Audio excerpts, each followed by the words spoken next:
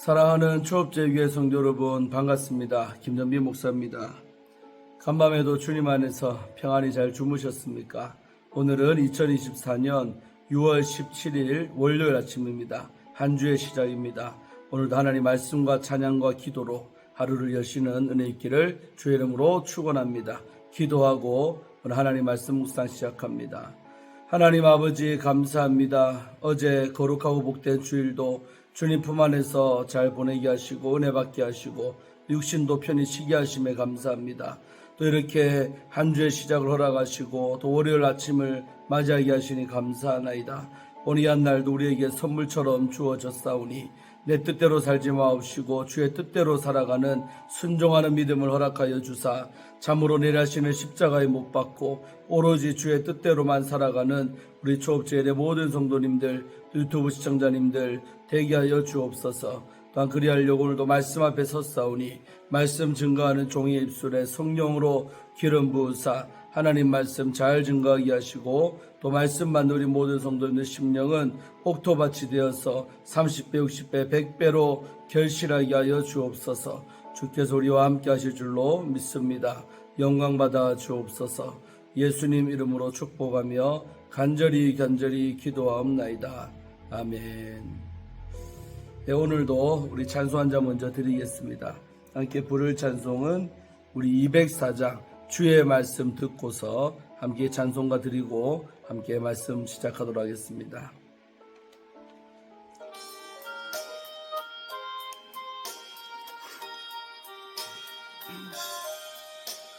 주의 말씀 듣고서 준행하는 자는 반석 위에 터닫고 집을 지은 같아.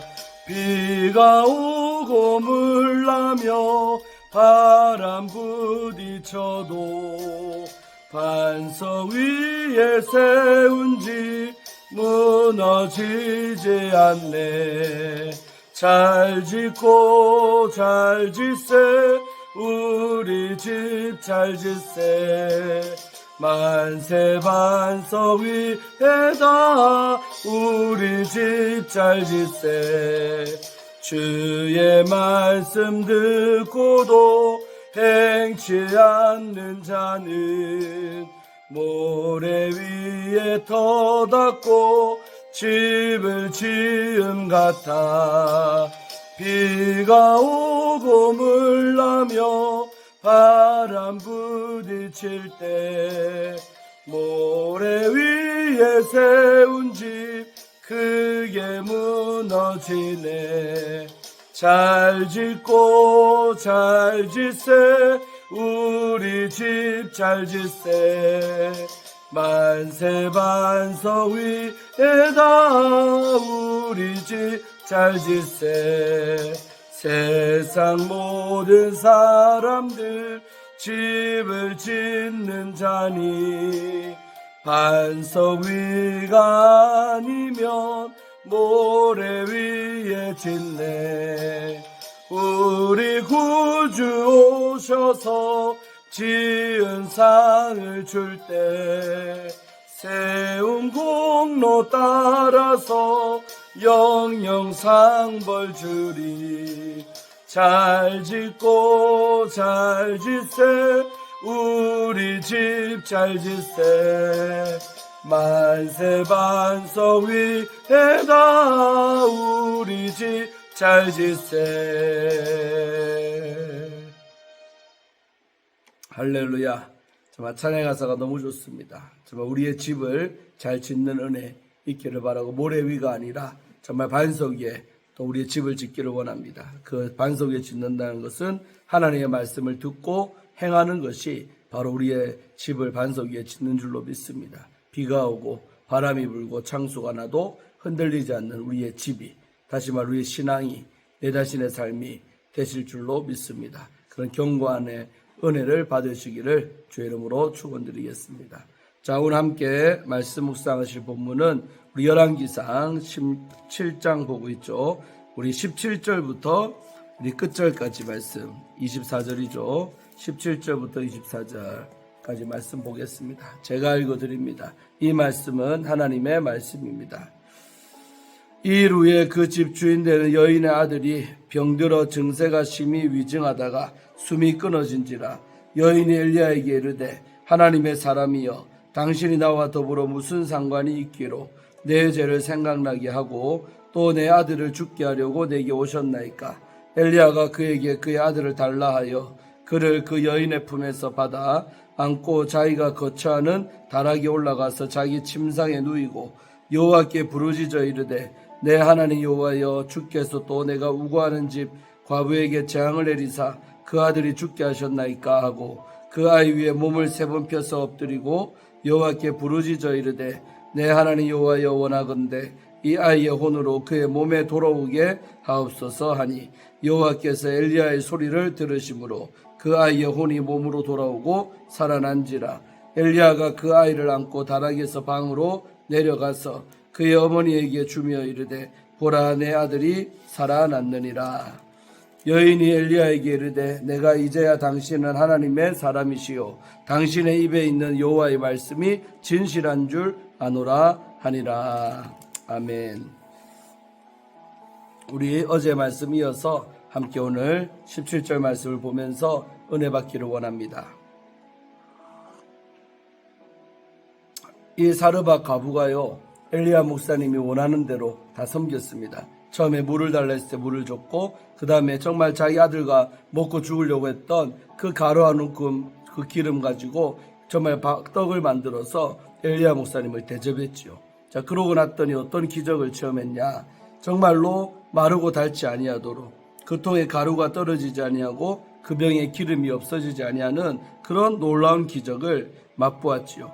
그래서 엘리야와 그의 식구가 여러 날 먹었지만은 계속 먹었지만 여전히 남아있는 역사, 풍성함의 축복을 받은 줄로 믿습니다. 그러니까 이 사르밧 과부는 한번 이제 제대로 하나님의 역사를 경험해서 한 것입니다.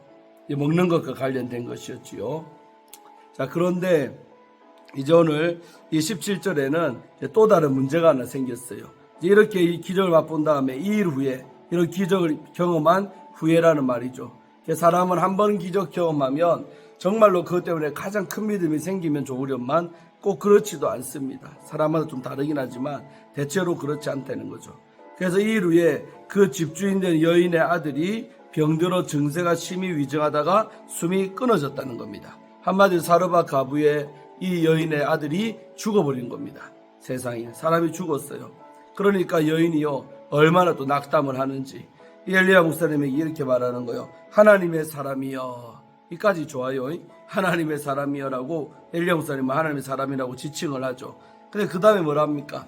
당신이 나와 무슨 상관이 있기로 내 죄를 생각나게 하고 내 아들을 죽게 하려고 내게 오셨습니까? 여러분 생각에는 이게 좋은 말로 들려요? 나쁜 말로 들려요?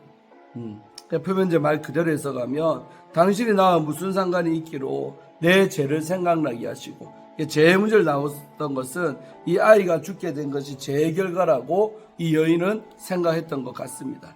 그런데 엘리야 목사님을 만나면서 자기 죄가 생각났겠지요. 그런데 이제 그렇게 생각난 건 좋은데 그 아들이 죽게 되니까 그 원망을 이 지금 목사님한테 하는 거예요. 엘리야 주의 종한테.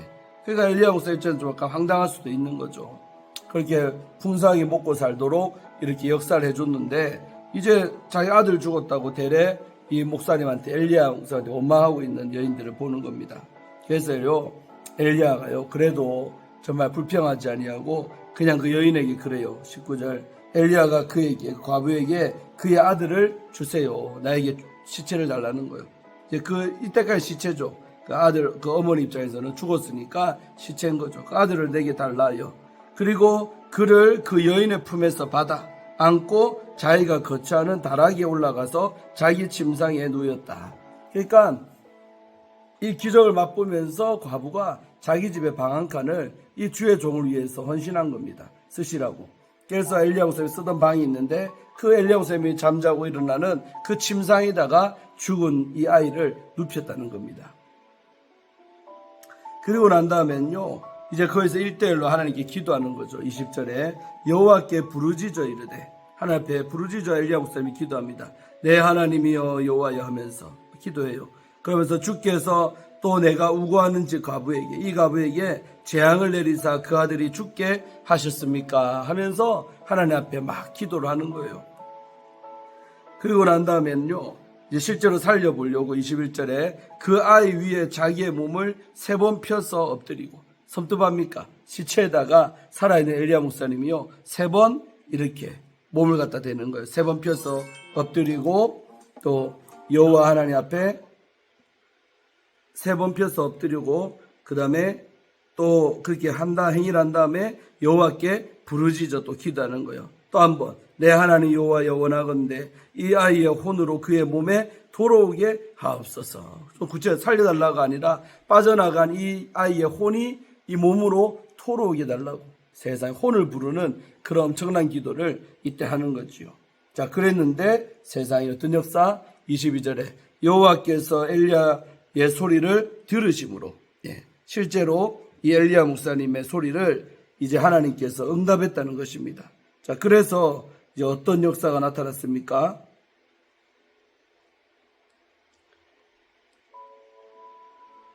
그 응답하셔서 그 아이의 혼이 몸으로 돌아오고 살아났답니다. 할렐루야. 여러분, 이게 성경에 이런 이야기 있는데 오늘날도 일어날 수 있을까? 실제로 일어나는 일들입니다. 많지는 않지만 또 제 아는 목사님도 한번 이런 경험이 있고, 정말 시체 놓고 간절하게 정말 살려달라고 기도하면요, 다 그래 되는 건 아니겠지만 정말 하나님의 뜻이 있다면 정말 죽은 그 사람의 혼이 돌아와서 다시 깨어나서 의식이 돌아오고 하는 역사들이 있다는 것입니다. 그러다 이제 얼마 살다 또 다시 가는 경우도 있고, 다시 돌아왔다가 자식들에게 유언 같은 거 하고 한 다음에 다시 돌아가는 다양한 이제 경우도 있고, 아니면 한동안 꽤 오랫동안이나 살다가 가는 그런 경우도 있고, 다양한 케이스 바이 케이스인데, 아무튼 하나님의 능력은 오늘날도 죽은 사람의 혼이라도 하나님의 뜻이 있다면 돌아오게 만들 수 있는 게 주의 능력인 것을 여러분 믿으시기를 바랍니다. 귀신 같은 이야기지만 실제 오늘날도 일어날 수 있는 일이라는 것을 저는 확실합니다. 여러분도 꼭 믿으시기를 바랍니다.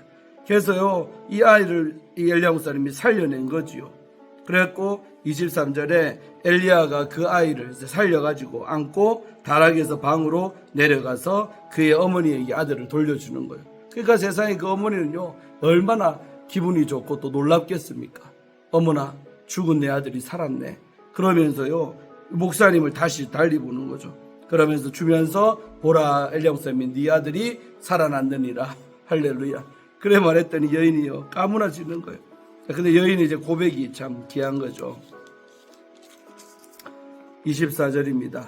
여인이 엘리야에게 이제 기적을, 아들이 살아나는 경험을 한 다음에 이르되 내가 이제야, 그러니까 이제야는 말이 중요한 거예요. 그럼 이전에는 아까 그 가루통이 떨어지자고 하는 그 기적을 맛봤을 때까지만 해도 정말 의심이 조금은 있는 그런 믿음 상태였다고 할 수 있죠. 그런데 이제는 당신은 하나님의 사람이시오. 내가 이제 이 사건 보니까 진짜 우리 엘리야 목사님은 하나님의 사람 맞습니다 하면서 인정을 하는 거죠. 하나님의 사람이시요, 또 당신의 입에 나오는 그 여호와의 말씀이 진실한 줄을 내가 알았습니다 하면서 다시 한번 신앙 고백을 하게 되는 거죠. 그러니까 이 여인은 결국 2번의 기적, 앞에 그 먹는 것에 관련된 기적을 경험한 다음에 또 그 다음에 죽은 내 아이가 다시 살아나는 이 기적을 맛본 다음에야 비로소 이렇게 진실한 하나님의 사람으로 인정해주고, 또 그 주의 종 입에 나오는 하나님의 말씀을 또 이렇게 진실하다고 인정하는, 할렐루야.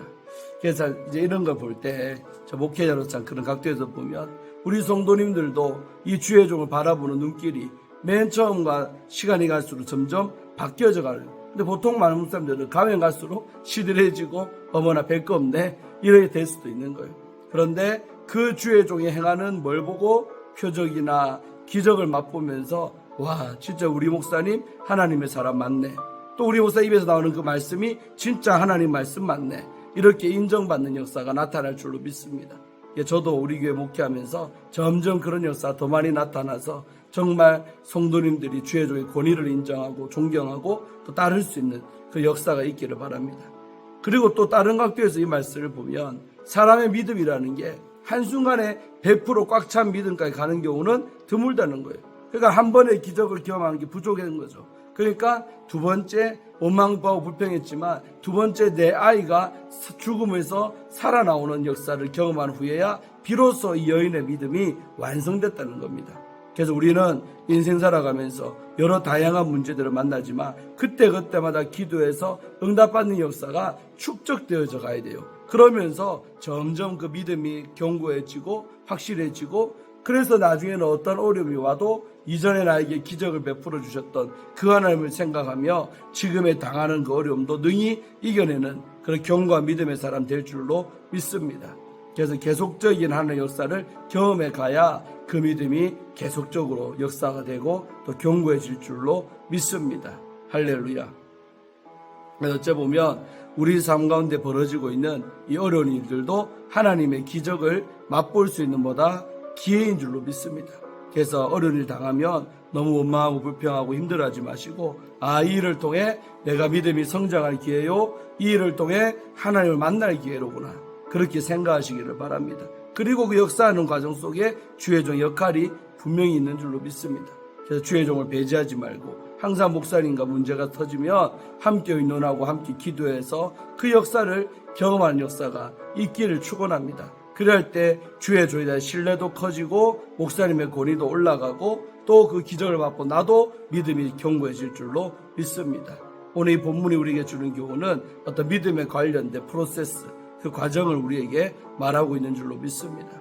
오늘날도 이런 아이가, 죽은 아이가 돌아오는 역사처럼 혼을 부를 때 다시 돌아오는, 수체 가운데 다시 돌아오는 역사가 나타날 수도 있는 것입니다. 꼭 믿으면 그런 역사까지도 체험하게 되는 여러분의 믿음이 되실 줄로 믿습니다. 오늘 하루도 살아가면서 정말 우리가 모든 일을 믿음으로 행하시고 또 믿음으로 반응할 수 있는 믿음의 사람들 되시기를 주의 이름으로 축원하면서 오늘 말씀 묵상 마치겠습니다. 함께 기도하겠습니다. 하나님 아버지, 고맙고 감사합니다.